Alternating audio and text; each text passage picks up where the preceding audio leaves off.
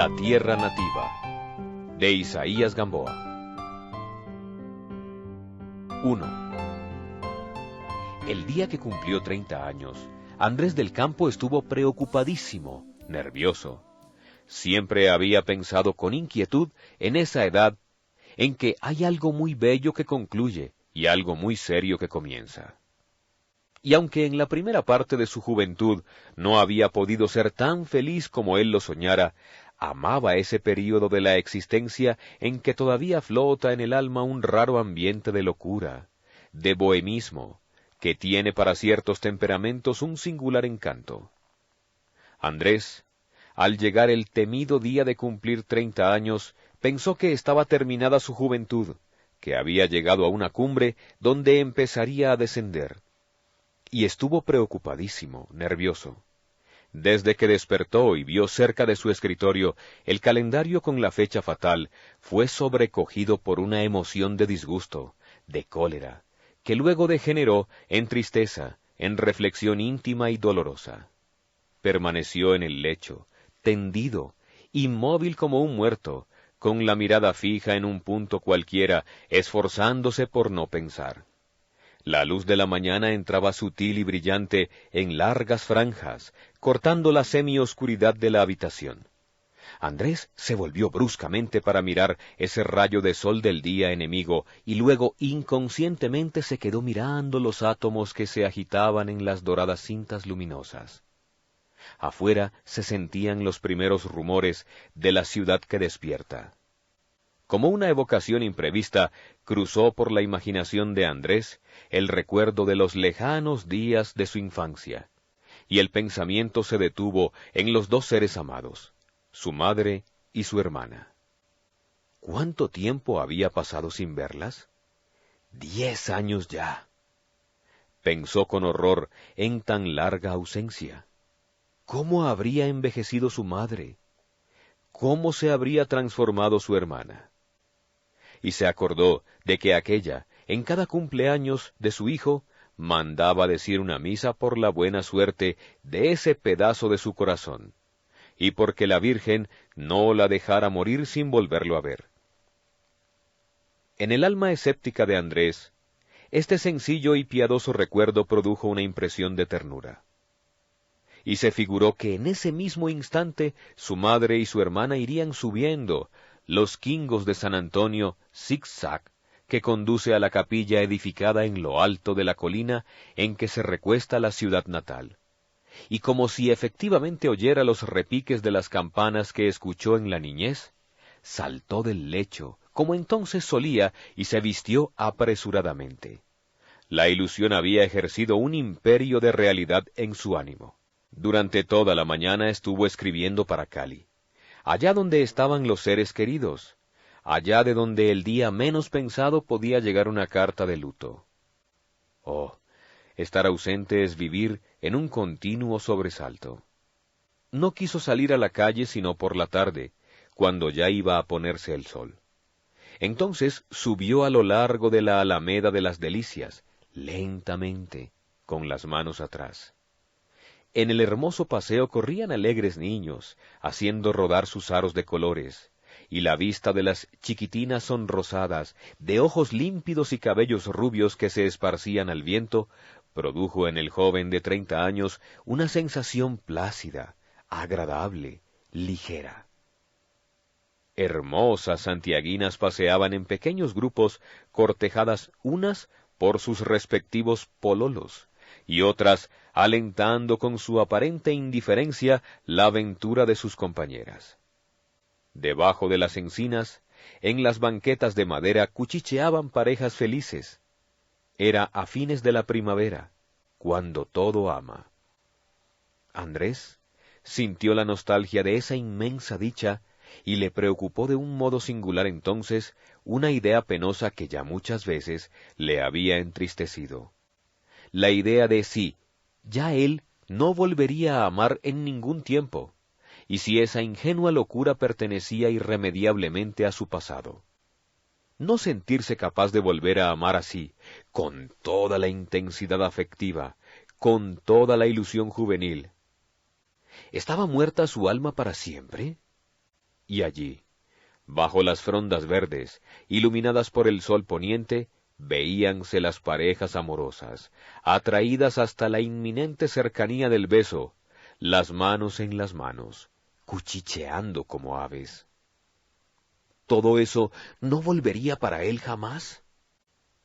Siguió subiendo a lo largo de la alameda, y al cabo de un rato, sin advertirlo, hallóse de pronto a la entrada del cerro de Santa Lucía, pintoresco paseo, único quizás en el mundo, y que es la gala más preciosa de la capital de Chile. Un pequeño monte rocalloso, cuyos caprichos naturales han sido completados por el arte, hasta convertir en una maravilla la poética eminencia, en derredor de la cual se extiende la ciudad de Santiago. Ascendió Andrés por las blancas graderías de la entrada nueva, demasiado suntuosa y por ello inarmónica en relación con los encantos naturales que no deben tocarse sino con inspiración y respeto. Nada dijo al alma de aquel soñador esta obra que profanaba las rocas, y sólo se sintió embelesado cuando, subiendo por los tortuosos senderos abiertos en la piedra viva, miraba a uno y otro lado las figuras raras de los árboles invadidos por las enredaderas, los festones bellísimos de flores que se columpian en los barrancos, los helechos humedecidos por el agua que brota de las peñas. Sin fatigarse, ascendió hasta el kiosco de la cima y allí experimentó una inefable sensación de bienestar, producida por el aire fresco de la tarde, por la grandiosa vista que desde allí se ofrece y por la dicha de estar solo, dueño de sus impresiones y de sus ideas que nadie iría a turbar. Su alma podía abrirse a la adoración silenciosa de la naturaleza. Vista la ciudad como en un plano, estuvo calculando dónde quedarían ciertas casas y calles conocidas. Luego dilató la mirada por el fondo del valle, lleno de quintas, árboles frondosos y graciosos montecitos aislados en la pampa. El sol acababa de hundirse en el azulado horizonte, y la última luz sonrosaba dulcemente las nieves eternas de la cordillera oriental. «El Cauca», exclamó Andrés, evocando el recuerdo de su valle nativo, aún más hermoso. Y con las primeras sombras de la noche descendió taciturno de nuevo, con la cabeza descubierta para recibir la caricia del viento.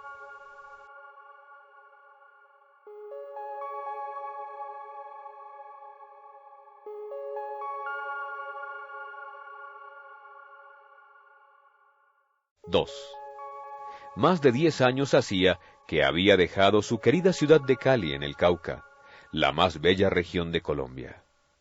Desconocidos anhelos inquietaron su mente desde los claustros del colegio. Soñaba con viajes, con aventuras de novela, con la fama, y un buen día, entre las lágrimas de su familia, se marchó del hogar con el equipaje del estudiante pobre. En su casa jamás lo habrían creído capaz de semejante vuelo, pues era el más sumiso, callado y tímido entre sus hermanos. Su padre sí, siempre había dicho que allá en el alma de su hijo había algo. Aún ayudó, lleno de dolor, al muchacho para que fuera a realizar, entre comillas, sus aspiraciones. Se fue, y el buen padre no vivió lo suficiente para volverlo a ver. Andrés se lanzó a la vida solo, conoció el mar, otras ciudades, otras gentes, escribió versos, tuvo aventuras, se hizo hombre por su propio esfuerzo, vio de cerca, en fin, todo aquello que él presentía de niño, todo lo que sus montañas le ocultaban, ese mundo que se había figurado muy hermoso, muy dulce, y que era en realidad un poco triste. No llegó a ser lo que verdaderamente se llama un bohemio, o, entre comillas, un perdido, como califican las buenas gentes a los que hacen versos, a los que pintan, componen música y se reúnen en los cafés cuando alguno tiene dinero, a tomar cerveza alegremente y a reírse de su propia existencia, entre comillas, que envidiarían los reyes. No, ni había pertenecido exclusivamente a tan amable banda soñadora. ni había dejado de concurrir a sus sesiones, y aún iniciarlas muchas veces. En el carácter de Andrés armonizaban un poco de juicio hereditario y un tanto de ligereza neurótica, enfermedad de artista, que no acertaba a saber de dónde le venía. En su espíritu había caído ese germen extraño, como las semillas que el viento lleva y al azar deposita. En los 10 años de vida errante había conocido casi toda la América, viviendo de su trabajo intelectual, demorándose en cada ciudad hasta que el aburrimiento le hacía insoportable la permanencia donde estaba. Entonces llegaba a su cuarto, quemaba papeles inútiles, más o menos queridos, regalaba sus libros, arreglaba su maleta y se iba. Mas no había podido realizar un hermoso sueño que acariciaba su esperanza: ir a París. En cada capital encontraba desde luego amigos, los de la francmasonería literaria, que hacen todo cuanto pueden por un compañero, y que si fueran ricos tal vez no serían tan generosos, nobles corazones que jamás conocen la opulencia. Andrés vivía contento de su libertad, era lo que más estimaba. No sabía la ingrata a quién amó y con quién se hubiera casado a los 24 años.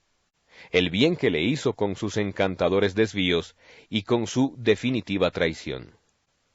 Verdad que este inmenso amor fracasado, su único grande amor, deshojó las más hermosas flores de su juventud, y nunca bien seco el árbol, las raíces funestas seguían haciendo una obra misteriosa y fatal en su corazón.